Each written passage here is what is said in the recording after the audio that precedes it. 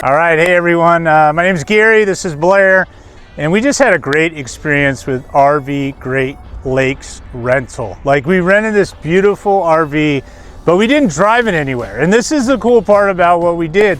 We are at the World Series of Bowling in Wauwatosa, or Tosa if you live in the area. And we just had a great experience. It got delivered to us, and then it got picked up for us.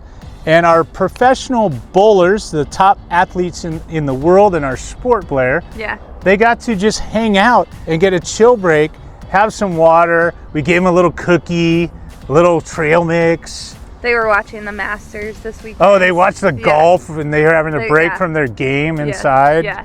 So if you're looking for an RV rental, you don't have to look anymore. Just go to RV Great Lakes.